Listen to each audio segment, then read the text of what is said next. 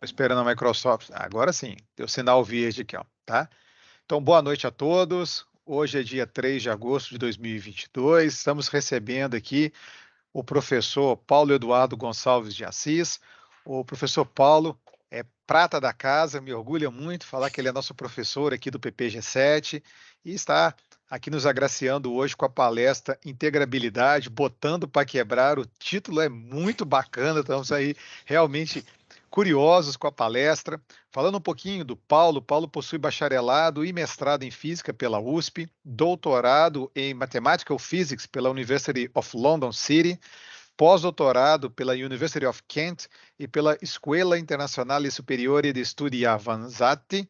Se errei aqui a pronúncia do italiano, me desculpa, Paulo, mas io capisco Não niente. sou italiano, por mim tudo bem. O Paulo é professor adjunto aqui na UFCAT, tá? Tem experiência na área de física com ênfase aqui em teoria de campos. Paulo, é uma honra recebê-lo aqui, né? A gente tenta sempre trazer os professores da casa, com certeza é muito importante para a gente receber os colegas de fora, mas a gente não pode esquecer os colegas que estão aqui conosco, trabalhando junto a nós, né? E esses colegas têm que apresentar também os seus desenvolvimentos, as suas pesquisas, os seus trabalhos. Paulo, novamente, muito obrigado por acolher aí o convite, estar aqui conosco nessa noite. Amigo, o palco digital é todo seu, fica à vontade, tá? Tá. Obrigado, André. Uma boa noite, né, para o André, para todos que estão aqui participando. É uma honra para mim apresentar aqui para um público tão importante quanto esse nosso interno do PPG-7, da nossa comunidade, da UFCAT. Eu espero que vocês, né, aproveitem, né, e gostem da apresentação. A qualquer momento que alguém tiver alguma dúvida, algum comentário, fiquem à vontade, tá? Podemos fazer uma coisa bem fluida, bem dinâmica, da maneira que vocês acharem melhor, tá bom? Então, bom, o André aí comentou sobre o título, né, botando para quebrar. E assim, eu não sei o que vocês pensaram, né, quando vocês leram o título, mas o que quer que vocês tenham pensado, vocês estão certos, né? Porque, primeiro, né, eu vou falar que a integrabilidade mesmo bota para quebrar, né, que é uma coisa, né, uma gíria antiga, uma coisa supimpa, né, uma coisa bem bacana, bem poderosa. E também que eu vou tentar, né, quebrar a integrabilidade, mas isso aí vai ficar para a apresentação, os detalhes. Então eu vou começar falando, né, sobre o que são esses objetos com os quais eu trabalho, por que, né, que eu acho que esses problemas são interessantes, como que eu faço isso, né, quais são as ferramentas que a gente usa para atacar esses problemas, e depois eu vou falar um pouquinho, né, um pouco mais específico, de alguns problemas de interesse atual que a gente tem trabalhado, antes de fazer as considerações finais, certo? Então, bom, primeira coisa que eu gostaria de falar para vocês, eu acho que é uma plateia ampla, né, alguns de vocês já devem ter ouvido falar, alguns talvez já estejam cansados de ouvir falar sobre isso, mas eu tenho certeza, né, que em todas as palestras que a gente vê na área, tem sempre pessoas que nunca viram, né, esse conceito do sóliton. Então, deixa eu contar para vocês o que são os sólitons. Bom, a definição, né, pode causar aí, tem um pouco né, cada pessoa define de um jeito um pouco diferente, ela tem a definição ela tem um pouco de variabilidade, né? Mas, de maneira simples, né, a gente pode falar que os sólitons são ondas viajantes localizadas que preservam a sua forma. E mais do que isso, elas preservam a sua forma numa determinada situação que eu vou mostrar aqui mais para frente para vocês. Então, o exemplo mais impactante, né, literalmente, que eu consegui trazer para vocês de sólitons, são os tsunamis, né? A gente, infelizmente, se lembra, né, de recentemente, né, nesse milênio, digamos assim, né, nesse século, de alguns exemplos aí de tsunamis que aconteceram. E, se não me engano, no Natal, fim do ano de 2004, teve um no Sudeste Asiático, né, bastante letal. Teve também um pouco mais recente, se não me engano, 2010, 2011, também na virada do ano, no Japão, teve até aquele problema com a usina de Fukushima.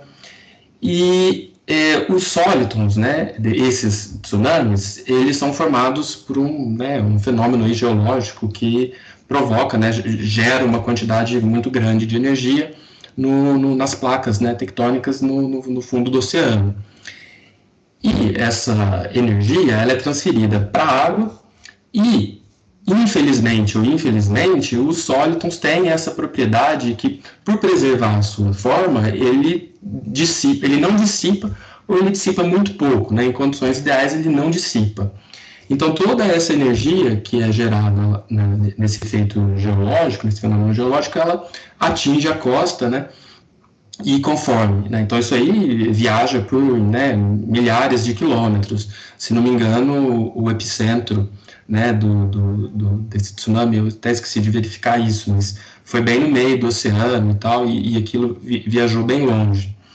E então, a hora que ele está chegando, né, na costa, eventualmente as ondas quebram, mas enquanto está lá em alto mar, a gente vê, né, não consegui encontrar nenhuma foto dessas, então apresenta essa primeira foto à esquerda, que é já, né, não diria se, né, não saberia dizer se é um tsunami, se for, eu tenho, né, fico preocupado aí por essas pessoas que estão caminhando aí na praia, mas é alguma coisa parecida.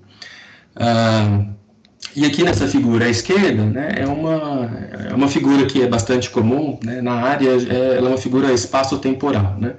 Então, na direção horizontal, a gente tem o perfil, né, em X, no espaço, e conforme o tempo passa, né, nessa dimensão aí, vertical, entrando na tela, como vocês preferirem, a gente tem o tempo desenvolvendo, né? Então, isso daí, essa simulação, essa figura aí da direita, ela decorre de uma simulação de um modelo que descreve bastante bem esses solitons em águas, né? Os solitons, então, eles têm, né, alguma propriedade de especial que eu mencionei aí, que é de preservar a forma e conservar a energia, mas eles é mais do que isso, né? Essas soluções do tipo soliton, essas ondas solitônicas, assim, elas vivem em teorias especiais. O que eu quero dizer com teorias especiais? Bom, eu posso colocar, né, esse perfil de um soliton e eu posso colocar esse perfil para, né, evoluir no tempo com uma dinâmica qualquer, né? Se eu não escolho uma dinâmica boa, se eu não escolho um modelo bom, uma teoria boa, a gente vê nessa figura, no canto inferior da tela à esquerda, que esse soliton ele vai eventualmente se desmanchar e vai se perder. Se eu coloco, então a gente vê que o soliton sozinho, ele existe, mas ele não se mantém, né? Se a teoria não for boa. Eu posso pegar também uma teoria que seja boa e eu posso colocar uma solução genérica, como essa que eu fiz aqui no canto inferior direito, onde eu coloco uma onda, né, senoidal comum e eu deixo evoluir na mesma dinâmica que a gente tem para a teoria, né, que admite o sóliton.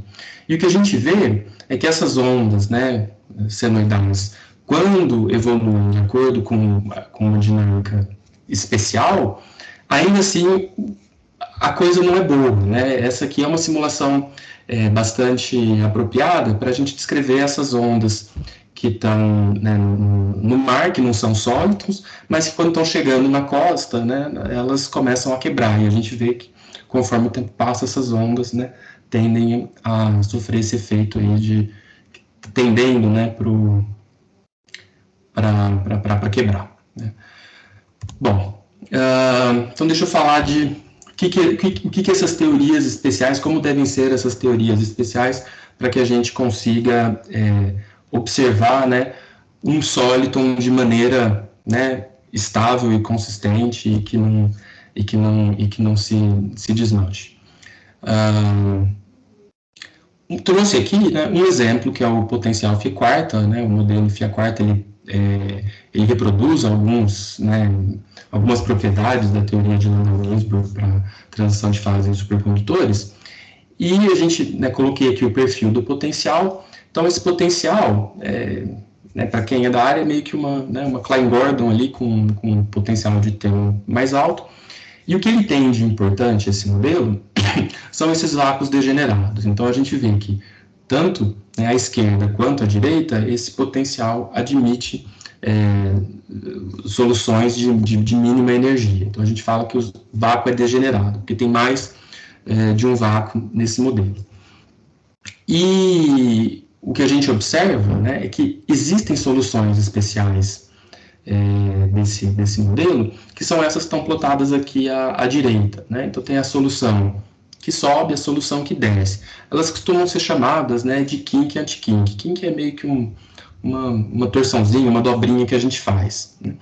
Então aqui sobe a gente chama de kink, aqui desce a gente chama de anti-kink. Então essas soluções, a gente fala que elas estão interpolando os diferentes vácuos, né? Então você tem uma que está vindo de um vácuo à esquerda e depois ela migra, né, para o outro vácuo à direita. Então essa seria, né, uma transição aí de um mínimo para o outro. Tem outro tipo de teorias especiais, que são aquelas em que o espaço de fase é tão restrito que ele não permite mais nada além dessa conservação da forma e da preservação da energia, né, além de outras quantidades aí que a gente pode apresentar. Então, um exemplo, né, mais simples que eu consigo pensar para tratar disso é a gente colocar uma cadeia de pêndulos e, né, nós prendemos cada uma dessas bolinhas que estão aí nas extremidades inferiores do pêndulos e, então, quando a gente, né, perturba uma das molinhas, a gente vê toda a cadeia de pêndulos sendo afetada. Então, a gente pode colocar, né, diferentes excitações nesse sistema e algumas são bastante especiais, como são essas aqui que estão indicadas aí à direita, aí na parte superior da tela. Então, a gente vê que o pêndulo, né, ele está inicialmente apontado para baixo, mas a gente pode fazer esse pêndulo, né, a gente dá uma excitação que faz esse pêndulo andar 360 graus, né, 2 pi radiano, e um pêndulo puxa o outro, e a gente consegue criar essa excitação que viaja com velocidade constante, preservando a forma, e inclusive a gente pode colocar mais de uma dessas excitações aí nessa nossa rede. Então, isso daí também seria um kink, né? Seria uma solução para esse problema. Então, esse problema aqui, a formulação dele é bastante simples, né? É um problema de... A gente sabe que, né, que os pêndulos estão acoplados, mas eles estão na presença de um campo gravitacional. O campo gravitacional depende da altura, então parece, né, essa projeção aí do ângulo de cosseno, e a gente tem, então, um potencial trigonométrico como esse que está desenhado aqui, né, plotado aqui nessa figura no canto inferior esquerdo. Então a gente vê que ela tem algumas coisas em comuns, né, uma coisa em comum com o potencial do modelo Φ4, que é que tem vácuos degenerados. Só que aqui nesse caso tem infinitos vácuos degenerados, porque a função, né, cosseno, ela tem vários mínimos. Esse problema, né, do pêndulo, ele é relativamente simples, né, do pêndulo, desculpa. O problema de um pêndulo, a gente estuda ele, né, em graduação, tal, de uma maneira bastante simples, que é fazendo aquelas aproximações para ângulo pequeno, né, onde a gente supõe, né, que o pêndulo está oscilando de maneira harmônica, né, como se fosse uma oscilação num sisteminha massa-mola, né, que a gente pode visualizar como sendo uma projeção de um movimento circular, onde o ângulo, né, cresce linearmente, como está indicado aí nessa figura do meio. Só que quando a gente tem uma excitação com uma amplitude qualquer né, de oscilação, a gente vê que a solução que a gente tem é essa azulzinha, está um pouco difícil de ver, mas ela é um kink, né? Ela sai então de um vácuo, sei lá, em 0 e vai para um vácuo, por exemplo, em 2π, ou alguma coisa assim, né, que são esse aqui seria o 0, esse aqui seria o 2π, seriam duas posições, né, de equilíbrio que, na prática, né, é a mesma, mas a gente está fazendo a distinção, né, de que ele deu uma volta, então, do 2π. E o espaço de fase desse problema, ele é bastante fácil de ser analisado. Aqui a gente coloca essas possíveis oscilações, né, então tem velocidade e ângulo, isso é mais ou menos o espaço de fase. Então a gente vê que se a gente está com velocidades pequenas, né, essa nossa amplitude aqui deixa eu usar o mouse, né, essas amplitudes aqui são pequenas, a amplitude angular, que é essa aqui na vertical, ela está limitada, então ele fica fazendo sempre um movimento fechado. Mas conforme a gente dá, né, mais energia, a gente dá mais velocidade, ele ganha mais amplitude, ele começa a, né, visitar todos esses possíveis vácuos, né, ele começa a dar voltas, né, ele sai do 0, vai para o 2π, vai para o 4π, e assim por diante. Mas essa é uma estrutura bastante restrita, ele não consegue fazer muita coisa além disso, então ele tá, né, todos esses vínculos estão contribuindo favoravelmente para que essa excitação, esse kink, ele seja estável. Eu vou falar, mas ok, são ondas, né? A gente já estudou ondas, a gente sabe que são ondas, as ondas estão aqui, né, por toda parte, iluminando o que a gente está fazendo. O que tem de especial, né, dessas ondas? Uma outra, né, característica especial dessas ondas é que elas interagem. Então, diferentemente da luz, por exemplo, que a gente sabe que tem aquele princípio da independência dos raios luminosos, dos feixes, que, né, a luz, né, que está chegando aqui na minha tela, ela não sofre interferência, né, de outros objetos, né, que estão refletindo luz e, né, cuja luz está passando aqui, atravessado. Eu só vejo aqui a tela. Então, não tem esse tipo de interação. Uma onda passa pela outra como se a outra não estivesse ali. Aqui está, né, inclusive mostrado aqui nessa figura com, né, uns feixes de laser.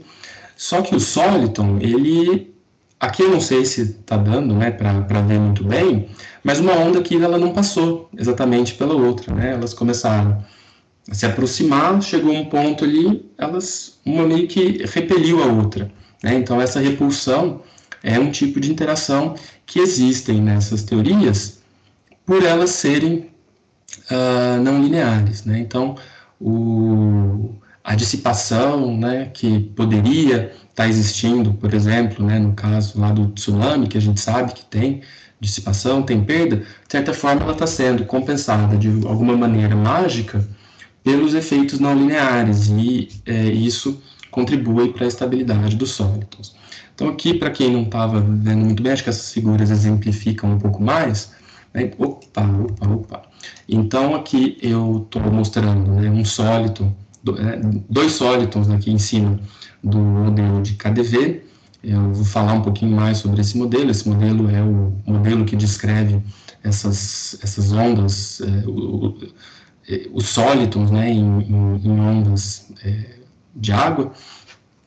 E aqui a gente vê à esquerda essas duas ondas que elas se aproximam, mas elas se repelem, né, como na figura acima. Só que também acontece o caso aqui da direita, em que tem um pouquinho de atração.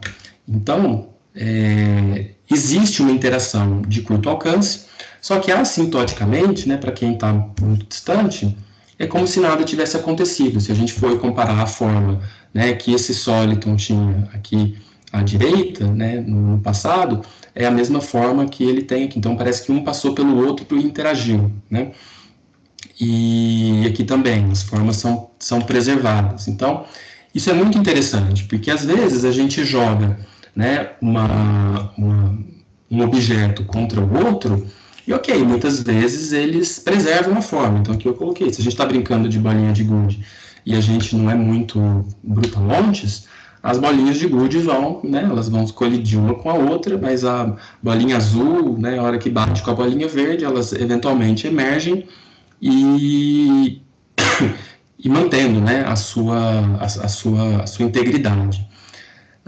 E, né, aqui elas interagem, né? Só que é uma interação pontual, né? Ela acontece ali como, literalmente, né, como um modelo de ceras duras, né? Elas se chocam, trocam o momento e cada uma segue o seu caminho. Só que não são todas, né, os objetos que a gente joga um contra o outro, que eles permanecem, né, indestrutíveis. Que eu coloquei aqui uns balões de água, que a gente sabe, né? Que se a gente colidir dois balões com água, eventualmente eles vão estourar e a coisa vai ficar, né, complicada. Então, o fato deles preservarem a energia, preservarem a sua forma e a possibilidade de que essas soluções interajam entre si, ainda assim preservando essas propriedades, isso é muito interessante, né? Isso aí traz para a gente uma possibilidade de interpretar essas soluções de maneira corpuscular, porque essas soluções elas se comportam como se fossem partículas, né? Eu trouxe aí o exemplo das bolinhas e tal, então eu estou fazendo mesmo uma comparação desse pacotinho de onda com uma partícula. E essas partículas que estão interagindo aí a curto alcance. E a gente sabe que tem teorias, né, físicas em que as partículas interagem, né, a curto alcance, né, as interações nucleares. Inclusive tem alguns, né, modelos, né, que apresentam sólitons, que são os modelos de Skirmio, né, que decorrem dos modelos de Sigma, e que eles foram inicialmente propostos, né, para descrever os núcleos, que são aí os prótons e os nêutrons, e esse modelo apresenta soluções aí solitônicas. E então isso permite, né, essa interpretação corpuscular permite a gente, de uma maneira muito natural, fazer, né, uma formulação quântica dessas excitações, tá? E essa estabilidade, ela né, assim como o tsunami, ela é surpreendente, ela aparece em outros contextos, né? Aqui eu trago um outro que é menos conhecido. Esse fenômeno chama Morning Glory, são nuvens, né, que se estendem por, às vezes, muitos quilômetros. Algumas regiões no norte da Austrália são favoráveis, então aquilo costuma acontecer com uma certa regularidade naquela região, mas eu já vi, né, em sites de notícia aqui no Brasil, se não me engano, no Espírito Santo, em alguns outros lugares, que as pessoas observam, né, essas ondas agora, né, essas ondas de água, vapor, né, essas nuvens, sendo observadas, né. Então a gente viu, né, que essas soluções, né, ou elas existem, né, porque tem alguma coisa da topologia, né, desses vácuos degenerados, ou então que tem alguma lei de conservação que está garantindo, né, essa conservação. Então tem esses dois tipos de sólitons que eu apresentei. Então uns são sólitons topológicos, que são, né, definidos assim, como sendo soluções que são homotopicamente diferentes da solução de vácuo, né? Então, elas não estão na mesma classe de homotopia. Por exemplo, aquele probleminha eu não sei se vocês já viram, né, mas de falar que uma xícara é topologicamente equivalente a um toro, né? Se você inflar, né, o receptáculo da xícara, né, da caneca, aquilo, e você deformar um pouquinho mais, você consegue fazer um donutzinho, né, com aquilo. Então, no caso do sólido, é uma solução que você não consegue transformar ela, né, a partir de uma solução de vácuo. E tem alguns exemplos, né, tem esses Skirmions, que eu já falei para vocês, os Hopfions, que também são modelos, são soluções relacionadas. Tem as soluções de vórtices, que são esses anéis aqui, então tem várias aplicações, né, tem tanto o pessoal que, né, nos desenhos animados, quando o pessoal fumava o charuto, assim, e assoprava, saíam aqueles anéis. Esse aqui é um anel que, se não me engano, os golfinhos, eles produzem esses anéis, e eles brincam com esses anéis de vórtice, e eles são bastante estáveis, né, alguns deles colidem, é impressionante, tem vídeo disso na internet, eu não consegui colocar aqui, eu sou um pouco ruim com essas tecnologias de vídeo no Beamer. Mas depois vocês podem procurar, ou eu posso passar no final, e tem esses filminhos em que os golfinhos produzem essas soluções, esses objetos, né, e eles colidem um com o outro. Daí você fala, nossa, agora, né, vai destruir, mas não, eles são preservados. E além desses, né, que são esses sólitons topológicos, tem também os sólitons não topológicos, que são esses regidos pelas leis de conservação, que são os objetos que eu, né, pretendo falar com mais atenção aqui para vocês. Então, chega a hora de falar o que... Nossa, eu estou no tempo. Mas o que são os sistemas integráveis, né? Então, o que a gente, né, faz na física, né, de maneira bem assim, grosseira, é a gente tentar prever, né, o desenvolvimento dos fenômenos, né? E essa previsão, em geral, ela é formulada em termos de equações diferenciais, né, que a partir de condições iniciais a gente tem uma dinâmica que permite a gente determinar como será o futuro. Então, a lei de Newton, né, força igual a massa, aceleração, ela é bastante conhecida. Então, se a gente conhecer a força, né, que está, né, atuando sobre o nosso problema, a gente consegue escrever uma equação que, né, permite, em princípio, determinar a trajetória, né, o comportamento dessa partícula. Mas, para isso, como é uma equação na forma diferencial, a lei de Newton, para a gente determinar quem é o x, a gente precisa fazer integrações. Então, por isso vem o nome, né, de sistemas integráveis. Então, quando a gente faz essa integração, a gente obtém a solução. Alguns problemas são bastante simples, né, alguns a gente estuda na graduação. Aqui coloquei, né, um movimento balístico, lançamento de míssil, de foguetes e coisas do gênero. Tem também partículas, né, na presença de um campo eletromagnético. Dependendo da situação, a gente também consegue tratar de maneira bastante satisfatória, mas tem problemas que a gente não consegue resolver, né, de maneira confiante, né? Por exemplo, a dinâmica das massas de ar, né, na atmosfera. Descobrir, né, como que vai estar o vento, como que as massas polares vão estar se deslocando, como que os furacões vão evoluir, isso é uma coisa muito complicada, tem muitos fatores que afetam. Inclusive, acho que eu estava lendo esses dias que acho que o dia a duração do dia tem variado, e às vezes, dependendo do ano, eu acho que o fenômeno da laninha, os ventos da laninha contribuem para alterar a duração do dia. Então, é um sistema bastante complexo esse, né? E a gente sabe, né, que a decorrência disso é que a gente nunca sabe com 100% de segurança a previsão do tempo, né? Então, a gente assiste a previsão do tempo, mas a gente não consegue determinar muito bem. Inclusive, teve uma tempestade, um pequeno furacão, se não me engano foi na década de 80 no Reino Unido, que ele não foi previsto, e aquilo causou, né, muita devastação, e as pessoas ficaram um pouco revoltadas com o Met Office, né, com a estatal, né, responsável para fazer as previsões do tempo. E depois eles foram ver que o que estava acontecendo nos modelos é que aquele modelo não conservava, acho que era vorticidade, era alguma coisa assim. E pronto, uma vez que eles consertaram o modelo, né, eles viram que eles conseguiriam ter previsto aquilo, aquela tempestade. Então, daí teve, né, na época teve foi dada bastante atenção aí para o pessoal que fazia esse tipo de modelagem. Mas então vocês veem, né, em princípio é um problema complicado.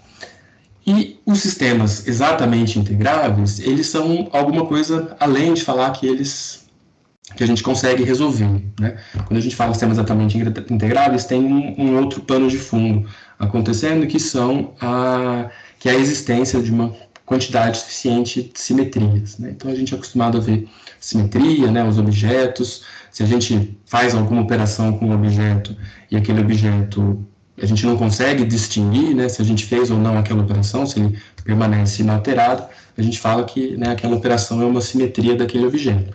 Mas não só os objetos têm simetria, mas a gente pode observar simetrias da equação, e olhando, né, para a equação de Newton, a gente consegue ver que, em princípio, né, não havendo, né, forças que tenham esse tipo de dependência, a gente consegue garantir que existe uma lei de conservação, né, essa simetria no tempo garante aí a conservação de energia.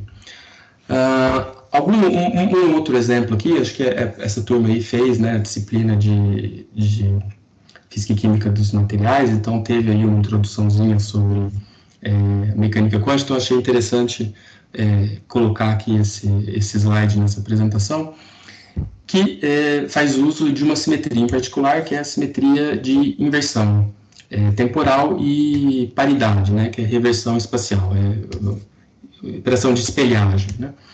Então, se a gente...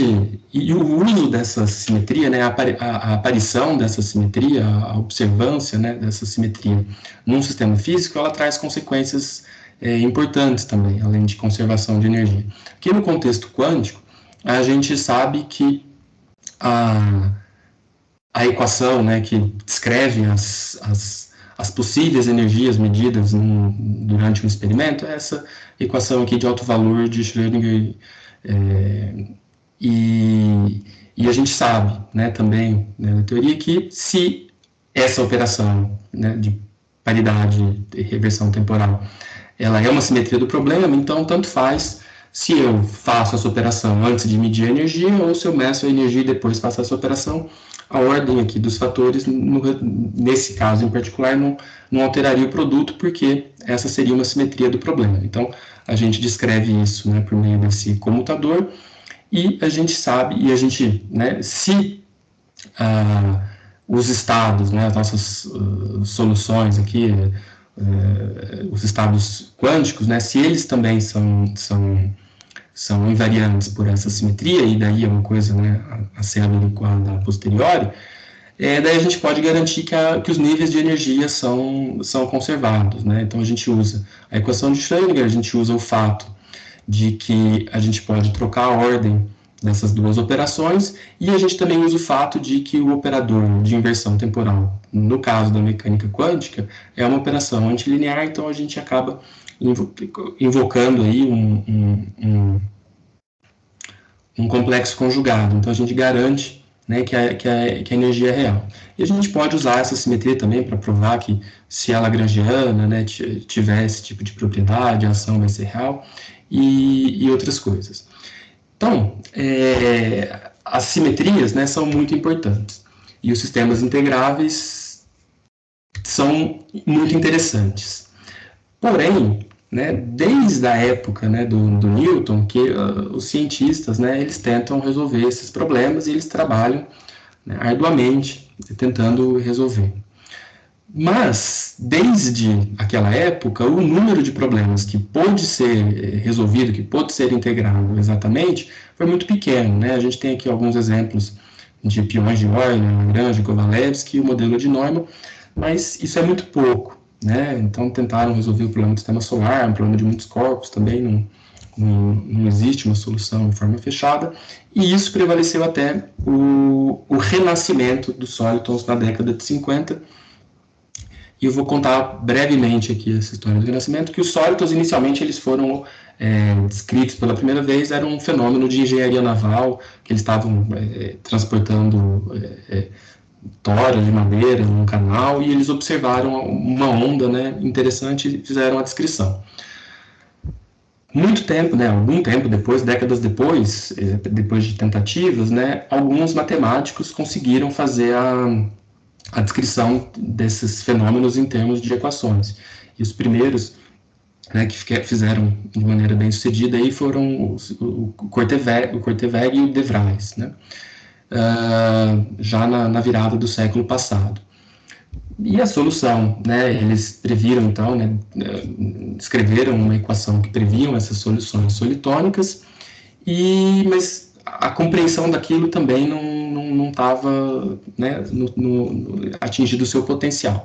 Depois disso veio, né, a ideia de que as simetrias tinham o mesmo papel relevante, o teorema de Noether, mas foi só mesmo na década de 50, durante o projeto Manhattan, que eu não sei se vocês se lembram, né, era o projeto para desenvolver a bomba atômica, e ele estava encabeçado, né, pelo Enrico Fermi, o cientista italiano que já havia ganhado o prêmio Nobel, né, a gente conhece o Fermi, por exemplo, né, da estatística de fermions, e ele, né, em conjunto com Pastel, Ullmann e Mertzingo, eles usaram aqueles supercomputadores daquela época, né, que ocupavam uma sala gigantesca e tinham, né, um processamento que a gente, né, chamaria de risível hoje em dia.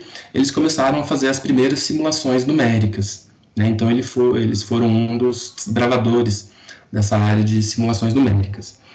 E eles começaram a estudar um problema, uma rede de osciladores harmônicos, e começaram a colocar, né, não linearidades ali no problema, e eles observaram que essas não linearidades, eventualmente, né, faziam com que modos que eles não tinham excitado inicialmente passassem a ser excitados, que é uma coisa que não acontece, né, na ausência da não linearidade, mas que de certa forma não causou surpresa, porque eles achavam que, né, todo aquele comportamento bem comportado seria mesmo destruído.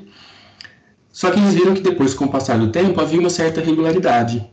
Então parece que né, depois de um tempo, parece que tudo voltava como era antes. Então tinha esse padrão que se repetia, e aquilo era surpreendente.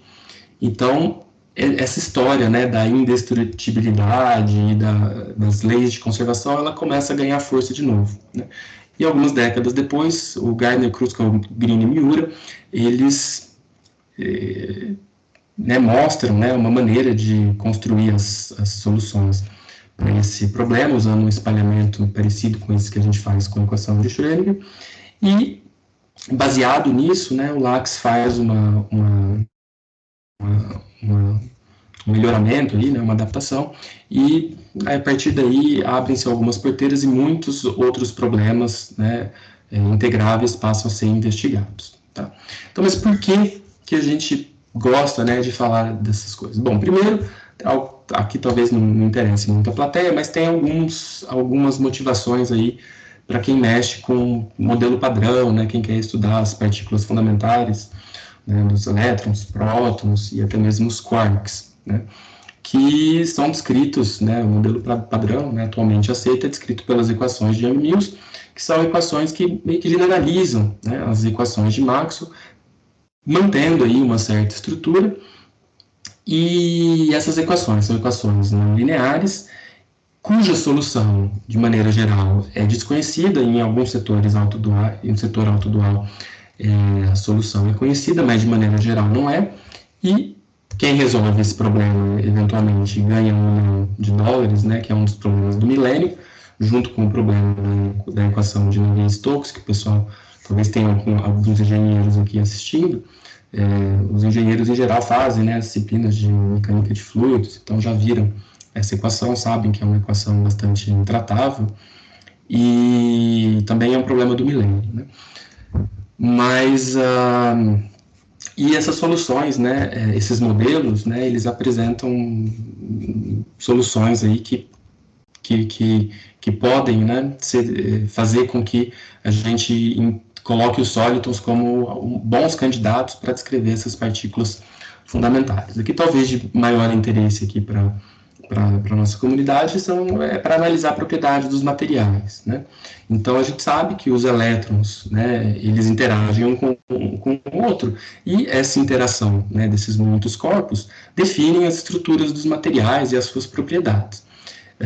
Então, alguns exemplos, né, algumas situações onde aparecem modelos exatamente integráveis, que têm toda essa estrutura de simetrias, são os exemplos, são as junções Josephson, né, que são quando você pega dois supercondutores e você coloca um isolante ali no meio, e você faz, né, passar uma onda aí de elétron aí, descrita pelos pares de Cooper. E a gente sabe que essa onda de matéria, né, é uma onda complexa e ela tem uma fase.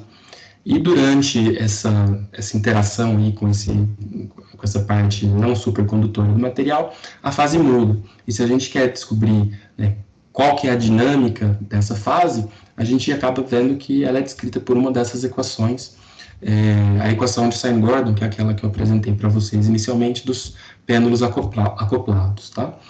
Então, a gente vê que, né, você passa, né, de um setor aqui para o outro, por meio de um desses kinkzinhos que faz essa transição. Um outro problema, né, onde isso aparece são nos materiais, né, nas redes de materiais magnéticos, e a gente usa aí uns modelos de mecânica estatística para fazer uma descrição, modelo de Ising, em particular na versão quântica, o modelo de Heisenberg, e esses modelos também, né, apresentam estações chamadas magnons que podem ser interpretadas como sendo sólidos, tá? Além disso, em sistemas de átomos frios, né, nas últimas décadas o pessoal desenvolveu bastante essas tecnologias nessa área, e uma coisa que sempre foi, né, costumava ser uma desvantagem, um calcanhar de Aquiles, né, da área, que era que esses sistemas integráveis, em grande maioria, eles são todos unidimensionais, né, eles vivem em dimensão 1 mais 1, uma dimensão espacial e uma dimensão temporal. Isso sempre foi, mas sistema unidimensional não existe. Só que aí, controlando aí, com laser, o pessoal consegue fazer esse experimento aí, que é aquele do Cradle, né? Não sei se é isso aquela de Newton, né? Que podem ser escritas aí como problemas de esferas duras, que é o modelo de Liebig-Liniger, que é a versão quântica de um problema, né? Que a gente vai falar também daqui mais tarde, que é a equação de Schrödinger não linear. Tá? Então, essa equação de Schrödinger não linear, ela também aparece quando a gente está descrevendo as fibras ópticas, né? Então, os sólitons, eles têm aplicação tecnológica, né? Então, a gente acredita, né, que os pulsos que estão aqui nessas fibras ópticas, que inclusive trazem, né, a internet para as nossas casas, esses pulsos são descritos por sólitons e, inclusive, a gente consegue, né, mostrar que em algumas situações, né, dependendo, em algumas condições, as equações de Maxwell, né, que descreve a luz, elas são mesmo, podem ser formuladas em termos da equação de Schrödinger não linear. Eles aparecem também em vórtices de condensados de Bose-Einstein, que também é uma área de certo interesse atual, e os pulsos, né, nervosos no nosso sistema nervoso também podem ser modelados pelo modelo de Hodgkin-Huxley, né, que também é um modelo que prevê soluções desse tipo sólido. Então, bom, eu acho que eu já mencionei um pouco, né, também já estou avançando aqui no tempo. Esse modelo estatístico aí para o magnetismo é descrito por essa cadeia, né, chamado modelo XXZ, que quer dizer que é um sistema onde você coloca spins na rede, né, uma linha aqui, por exemplo, né, é unidimensional, você pode colocar a condição de contorno periódica, então cada vizinho interage com o outro, e pode ser que essa interação favoreça que os spins fiquem todos alinhados, né, na mesma direção, ou você pode favorecer um alinhamento antiparalelo, né, depende de como você coloca, mas de como você formula. Mas, em princípio, né, os spins, né, são vetores espaciais e eles, em princípio, podem interagir de diferentes maneiras em cada uma das direções, né? Então, aqui a gente coloca algum tipo de anisotropia, né, ao longo da direção Z, para falar que na direção X e Y eles interagem da mesma maneira, mas que na direção Z tem uma interação um pouquinho diferente. Então, esse modelo a gente pode, né, resolver, aparecem as matrizes de transferência, permitem a gente construir as cargas conservadas, só que ele é parente desse modelo de Sine-Gordon que eu já apresentei para vocês, né? Que são aqui esses sisteminhas de pêndulos que são acoplados, coloquei aqui a solução do kink e do anti-kink, só que ainda assim, esse modelo ele permite que a gente coloque, né, muitos sólitons para colidirem, e aqui a gente mostra, né, essa evolução de um kink com um anti-kink, como que eles emergem, e esse modelo de Sine-Gordon, ele está também intimamente relacionado não só ao de Sine-Gordon, né, então, se vocês lembrarem no modelo de Heisenberg para os modelos magnéticos, tinha um parâmetro de anisotropia que a gente estava chamando de delta, no modelo de Sine-Gordon tinha aquele parâmetro de acoplamento que era o beta, e agora tem um outro modelo, que é o modelo de Thiem massivo, que é uma equação de Dirac com um termo de interação de, né, corrente-corrente, e esse termo de acoplamento, todos esses termos de acoplamento, eles estão relacionados, então tem uma certa equivalência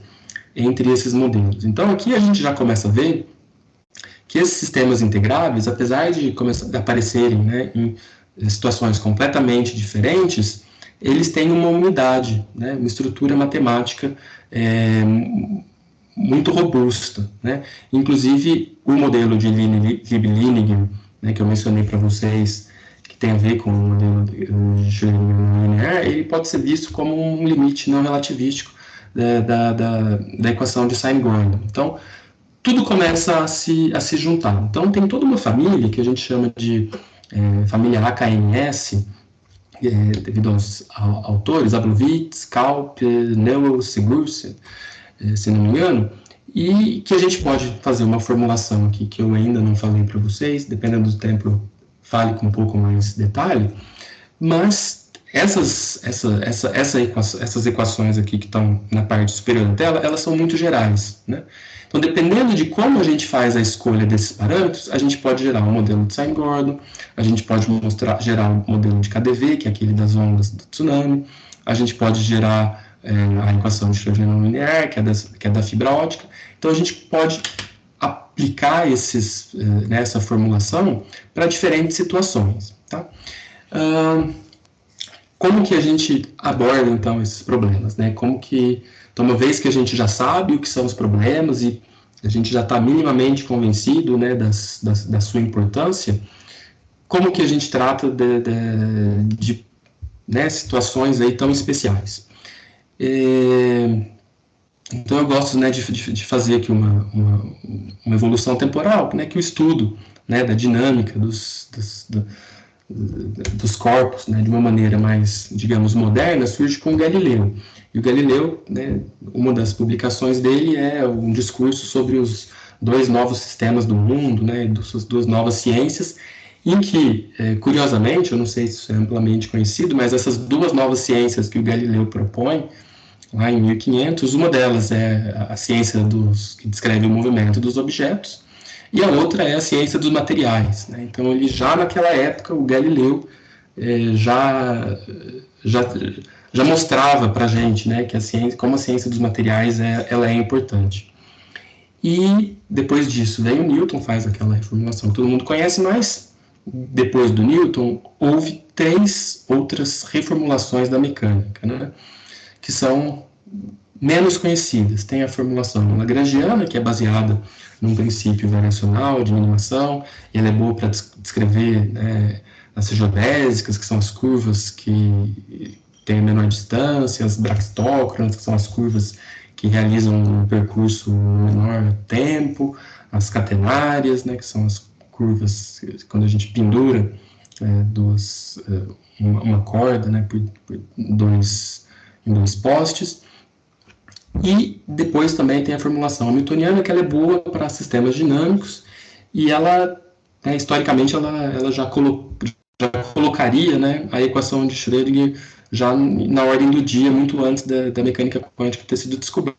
Então, ela tem as suas vantagens. Só que para esses sistemas integráveis, essas ferramentas elas não são suficientes. Então, a gente precisa falar da mecânica de Lax, né? Então, Lax é um matemático húngaro que vive nos Estados Unidos, né, naturalizado. Ele ainda está vivo, tem 96 anos, já tem a sua certa idade. E daí é aquela história, eu falo assim, olha, eu preciso de uma reformulação. Então, quando eu falo isso para os alunos, eles já ficam um pouco ressabiados, porque, né, às vezes já teve um pouco de dificuldade com a mecânica lagrangiana, hamiltoniana, e daí eles acham que é uma coisa muito difícil. Realmente não é fácil, mas a equação de Lax em si, essa que eu apresento aqui em laranja, ela é relativamente simples. E a gente, né, quem é familiar com sistemas hamiltonianos, hoje a gente já vê que aquilo ali é muito parecido com as equações de Hamilton para a evolução de um determinado parâmetro dinâmico, onde a gente tem que fazer, né, a identificação desse comutador aqui, M com F, com os parênteses de Poisson. Mas essa equação aqui, ela também guarda uma certa semelhança, né, com a equação de Heisenberg da mecânica quântica. E por que, né, que esse método é bom? Ele é bom porque ele permite a gente não só garantir a existência de quantidades conservadas, mas como eventualmente fazer a construção dessas quantidades conservadas. Então, em princípio, existe uma infinidade, né, se o modelo é integrável, existe uma infinidade dessas famílias que estão em evolução, e a gente consegue mostrar que se existe aqui um objeto curioso, mas importante, que é essa chamada matriz R, a gente consegue estabelecer uma conexão direta, né, entre a dinâmica hamiltoniana e a dinâmica de Lax. Tá? Então, essa matriz R é um objeto importante. Então, aqui eu trouxe um exemplo, eu acho que talvez, de um oscilador harmônico. Então, eu apresento aqui, né, a formulação lagrangiana. Então, tem a função lagrangiana, a equação de Euler-Lagrange, apresento o hamiltoniano desse problema, com o sisteminha das equações de Hamilton, e também essa representação alternativa de Lax em termos dessas matrizes, né, que satisfazem essa equação de Lax. Em todos os casos, a gente obtém a mesma equação de movimento, que é a equação de um oscilador harmônico. E cada um desses formalismos, cada um à sua maneira, permite que a gente obtenha, né, construa algumas quantidades conservadas. Então, nesse caso aí, por exemplo, né, a gente consegue construir as leis de conservação. Tá? Daí você vai falar, mas por que então a mecânica de Lax ela é importante? Então, se a gente tomar a definição das quantidades conservadas para esse modelo, a gente vê que a gente consegue construir várias delas, né? Então, que são simplesmente tomar o traço de potências dessa matriz F, né? Essa matriz F aqui, que no caso do oscilador harmônico, é dado aqui, né, pelas variáveis coordenada e momento. E se a gente tomar potências dessa matriz e sair tirando o traço, a gente garante que esses objetos que a gente obtém, eles são conservados. Só que aqui, nesse caso, a gente vê uma coisa um pouco desanimadora, quase, assim, né, que as potências ímpares não produzem, né, nenhuma lei de conservação, e as potências pares dão simplesmente potências da energia, que a gente já sabia que era conservada, né? A gente sabe que é um problema em uma dimensão, se a energia é conservada, a gente consegue resolver o problema, e aqui a gente está obtendo exatamente isso. Só que esse problema muito simples, ele serve como um trampolim para que a gente consiga resolver problemas mais complicados, né? E a gente consiga construir curvas que não sejam tão... que a gente consiga construir quantidades conservadas que não sejam tão triviais assim quanto essas que a gente construiu no problema do oscilador harmônico. E essa estrutura, né, desses traços e desses parâmetros, né, conservados, ele também é muito reminiscente do método da matriz de transferência que a gente usa para descrever né, esses modelos de mecânica estatística que eu mencionei anteriormente para vocês. Então, esses objetos aí que a gente construiu, esses lâminas, eles são conservados no tempo, e eles caracterizam o nosso sistema. De maneira muito parecida, quando a gente faz, né, passar a luz por um espectrômetro, né, um prisma, né, num caso simples, a gente vê que a luz branca do Sol é decomposta em um arco-íris. Se a gente observar com mais atenção, a gente vai ver que existem algumas falhas, né, no espectro do Sol, e essas falhas são características dos elementos. Então, aqui não dá para enxergar, né, mas tem hidrogênio, hélio, lítio, berílio, eu já nem consigo enxergar aqui, mas tem essas linhas espectrais, né, então tem determinadas frequências, tem determinadas cores que caracterizam um átomo. Então, independente do que a gente faça, né, com o átomo em si, depois de uma interação, né, ele vai ser caracterizado por aqueles parâmetros espectrais. E aqui a gente tem uma coisa parecida, né, acontecendo. Então, esses parâmetros espectrais como sendo a impressão digital dos nossos sólidos, do nosso sistema integrado, das nossas estações nesses modelos.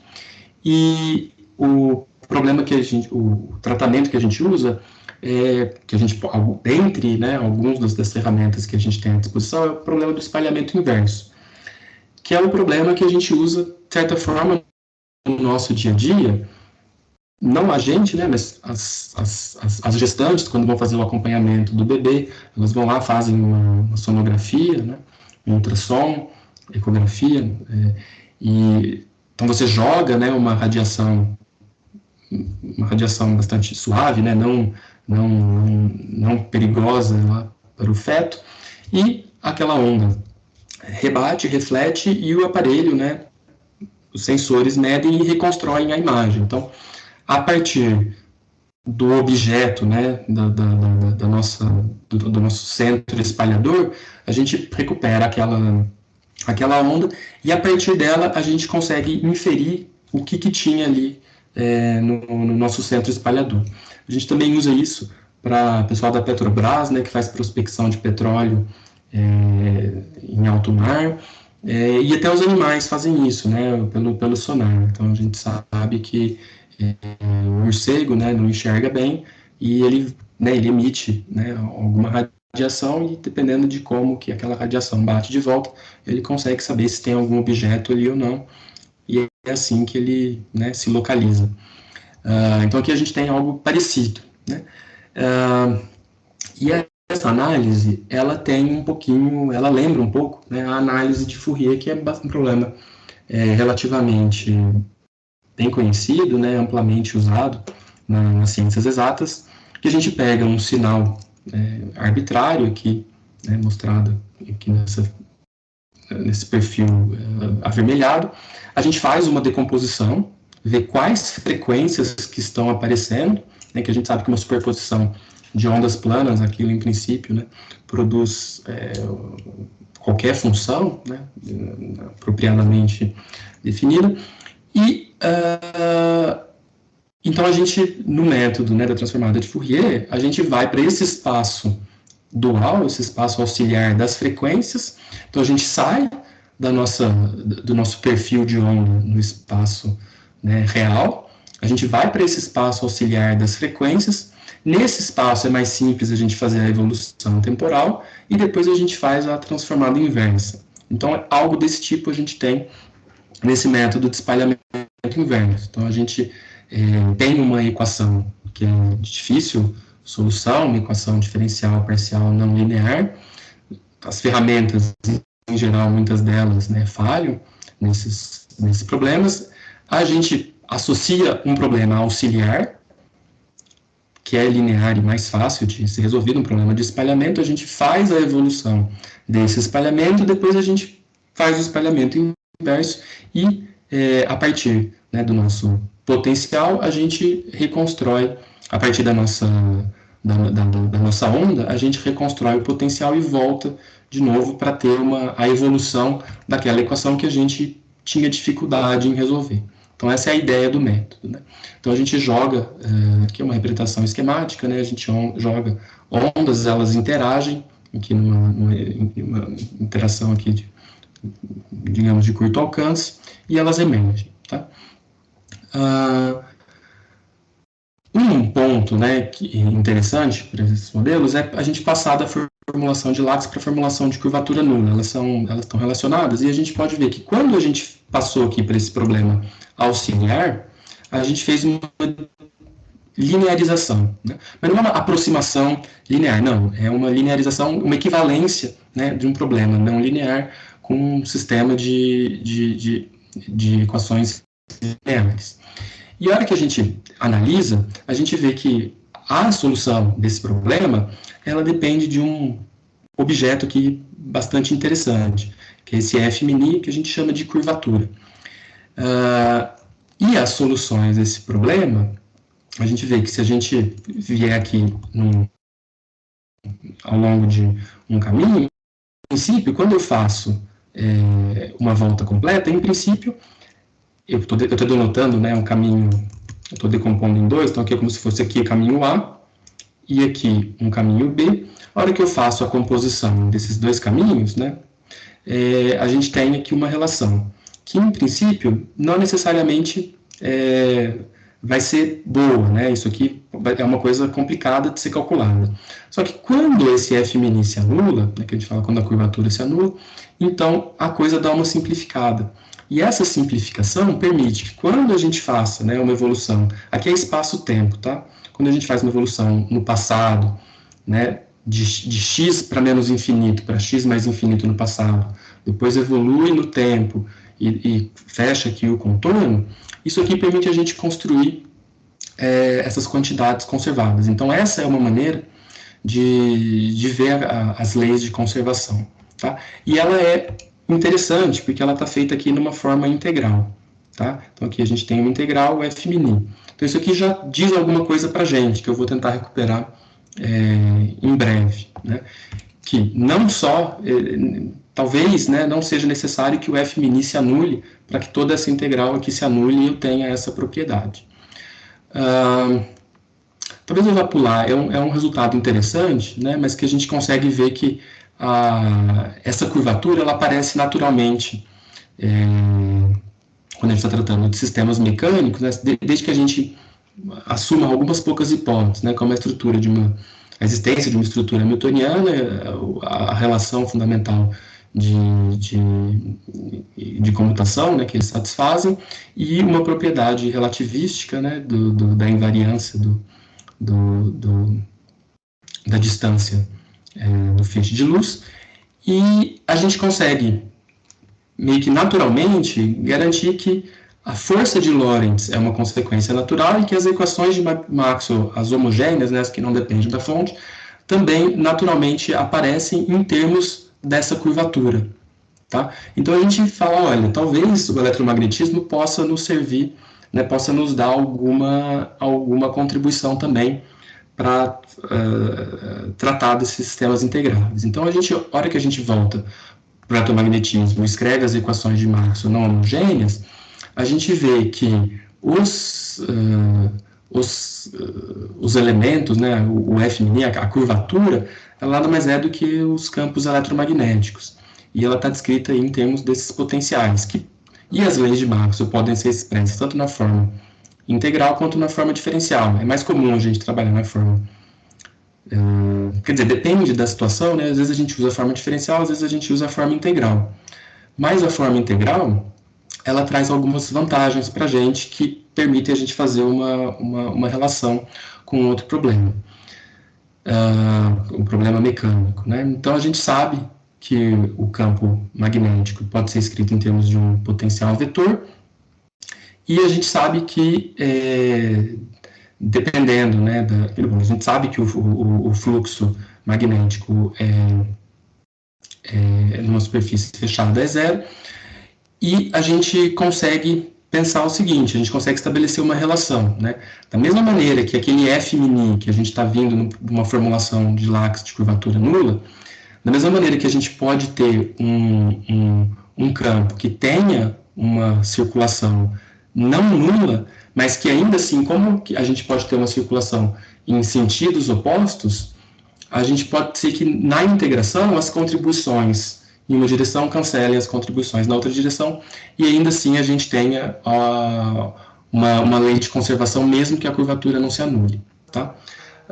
Mencionar aqui brevemente alguns problemas de interesse. Então, bom, meu interesse então é quebrar a integrabilidade. Mas por que eu vou quebrar a integrabilidade se os sistemas integráveis são tão interessantes e têm tanta beleza matemática? Bom, a resposta mais simples é porque eles são raros, né? Apesar de a quantidade desses modelos ter crescido no tempo, ainda assim eles são poucos e perante, né, todos os fenômenos que acontecem no mundo, eles são uma exceção. Então seria bom a gente tentar um pouco relaxar essas condições e ver o que acontece. E outra coisa é que talvez, né, dependendo da situação que a gente tenha, fazer uma análise assintótica, né, de como que ondas, né, interagem assintoticamente sem ter um conhecimento exato de o que aconteceu ali na interação de curto alcance, talvez isso seja suficiente, né? Então a gente pega alguns modelos já conhecidos da literatura, né, esse aqui foi proposto pelo Bazet, então a gente vê que é um problema, ele é uma deformação do modelo de Sine-Gordon, né, para N's genéricos, e no caso de N igual a 2, a gente recupera o modelo de Sine-Gordon. A gente vê que tem, né, os diferentes vácuos e os autores, né, demonstraram que existem algumas soluções do tipo solitônica. Então, isso é um ponto de partida para falar, olha, realmente, a gente não precisa, esse sistema aqui não é integrável, né, e ainda assim ele tem essas soluções interessantes. Então, motivados por isso, a gente fez alguns estudos, né, usando essa simetria espaço-temporal nesses problemas auxiliares lineares, e a gente vê que se existe, né, essa simetria espaço-temporal, não só nas equações, mas também nas soluções, né, aqui a gente tem os nossos potenciais, então as soluções também têm essa estrutura. Então, não é uma interação exatamente integrável, mas a gente vê claramente que, a menos de um pouquinho de radiação, que em alguns casos, né, nos casos em que os parâmetros são pares, a coisa funciona um pouco melhor, nos casos ímpares, tem um pouquinho mais de radiação sendo emitida. Mas a gente já vê também que isso pode ser observado. Uma outra coisa que a gente fez é analisar a curva espectral, que também mede um pouco, né, daquela impressão digital dos parâmetros espectrais que eu mencionei para vocês. Então, se a gente faz a evolução temporal dos parâmetros espectrais desse modelo não integrável ao longo do tempo, a gente vê que essa curva dá uma variação, né? Essa curva que está à esquerda, desculpa. Então, eu coloquei a curva espectral em diferentes instantes. Mas se a gente olhar com atenção, né, eu selecionei aqui do lado direito 2 instantes de tempo em que a gente vê que volta, né, a curva espectral ela quase retorna no mesmo ponto, né? As amplitudes aqui dão uma variada, mas pelo menos os zeros, né, estão muito próximos. Então a gente vê que de novo tem aquela estrutura de repetição. Então a gente está meio que numa situação um pouco como que o Fermi e Pastorula, né? Eles fizeram uma deformação, mas eles viram que conforme o tempo passa existe essa certa recorrência. Então isso é uma coisa que também que nos motiva a continuar. Bom, a gente tentou fazer de uma maneira um estudo, né, de um potencial mais geral, que generaliza o Sine-Gordon, mas sem fazer menção, né, a uma forma específica, como está apresentado aqui. E a gente vê que a curvatura, de fato, não se anula a hora que a gente coloca esses potenciais na condição de curvatura nula. Existe, né, a equação de movimento, uma equação de Klein-Gordon não linear, só que tem um termo aqui de anomalia, né, que está falando, olha, a curvatura não zera por causa desse termo aqui. Mas a gente vê que ele depende das derivadas, e a gente sabe que assintoticamente a gente espera que as derivadas dos campos vão a zero. Então, é um sistema que ele é assintoticamente integrado. Então, isso aqui, Ferreira e colaboradores, né, chamam de quase integrabilidade. E a gente consegue, né, estabelecer algumas relações entre esses potenciais, né, o que esses potenciais têm que satisfazer para que a gente consiga ter esse problema de espalhamento de uma maneira minimamente bem definida. E a gente verifica que esses problemas que haviam sido descritos na literatura, eles passam por essas condições. Bom, a gente está atualmente tentando fazer uma coisa ainda mais geral, que é trabalhar problemas com simetria, sistemas com simetria SU2, e a gente tem alguns resultados interessantes, tá? Mas talvez o mais interessante que a gente tem aqui, eu já vou pular para esse, é que a gente consegue mostrar que existe um objeto, né, que tem a ver aí com a matriz de transferência do espalhamento. Esses coeficientes espectrais, a gente consegue verificar que a sua evolução, né, é de uma forma bastante simples, né, uma oscilação, e essa oscilação depende desse parâmetro aqui, né, depende desse termo. E a gente observa que esse termo tão importante, ele depende apenas do comportamento assintótico de alguns dos potenciais, né, dos componentes temporais do potencial. Então, isso aqui é no menos infinito e no mais infinito. Então, se a gente tem, de fato, né, um potencial que tem essa simetria, então a gente consegue garantir que existem cargas conservadas sem ter feito muitas outras suposições sobre o modelo. Tá? E a gente também tem aqui alguns resultados, algumas condições que a gente precisa pôr sobre a estrutura da matriz F. E, como conclusão, eu gostaria, né, de deixar aqui, eu sei que talvez tenha sido um pouco maçante a apresentação, mas eu gostaria né, que vocês levassem para casa as seguintes coisas. Né? Então, existem essas soluções, essas ondas chamadas sólitas, que são estruturas muito bacanas, né, que elas têm um potencial muito grande para descrever diferentes sistemas físicos.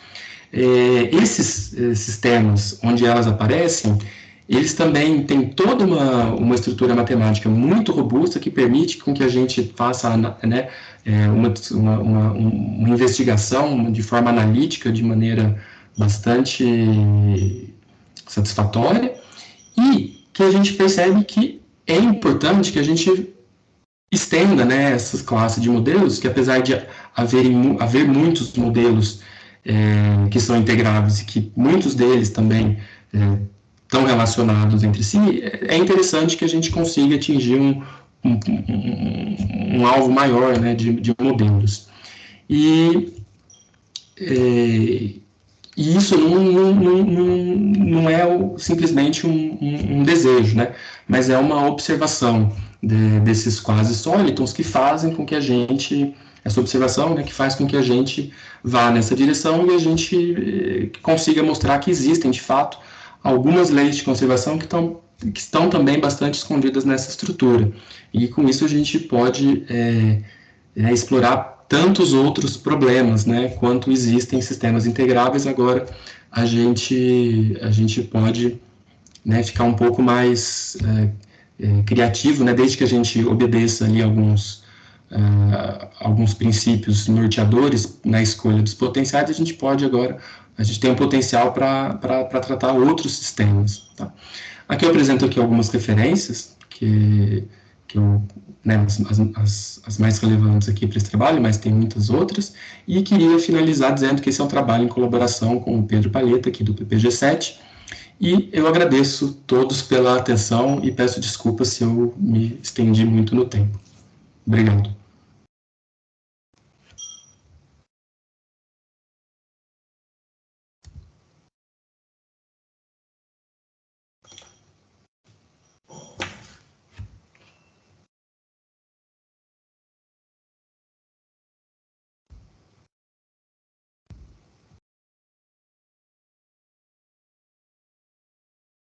Pessoal, alguma pergunta, algum comentário?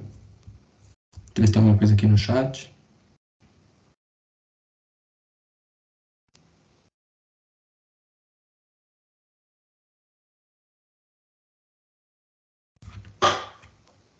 Vocês estão me ouvindo, pessoal? Sim. Eu falei, nossa, falei 1h30 e não tinha ninguém ouvindo. Eu acho que o André, que era o dono da sala. O dono da sala, eu acho que ele teve que sair um pouquinho, né? Por isso que... Mas eu estou aberto às perguntas de todos. Né? Não sei se algum ponto aí suscitou alguma curiosidade, não sei se ficou muito distante da realidade de vocês.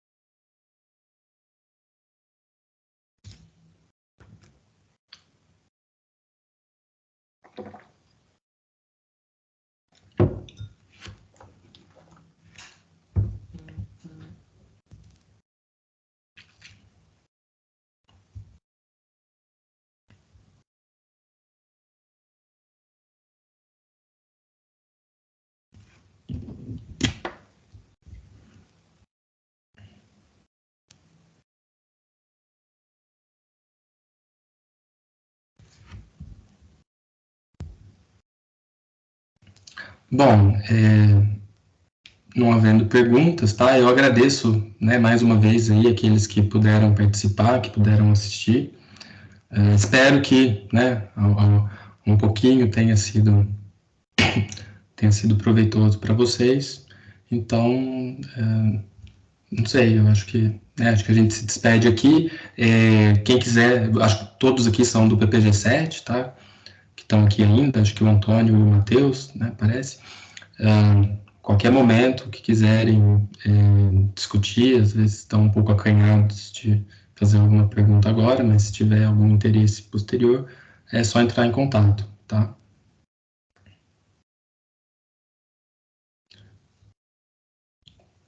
Então é isso, pessoal. Desejo uma boa noite para vocês.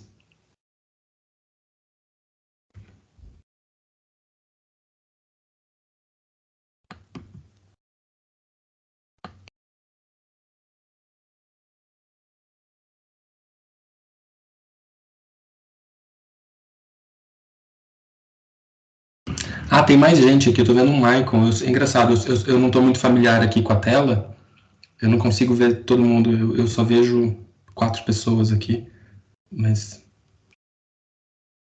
talvez tenha mais, tá? Eu peço perdão, então, tá? Para quem eu não... Né?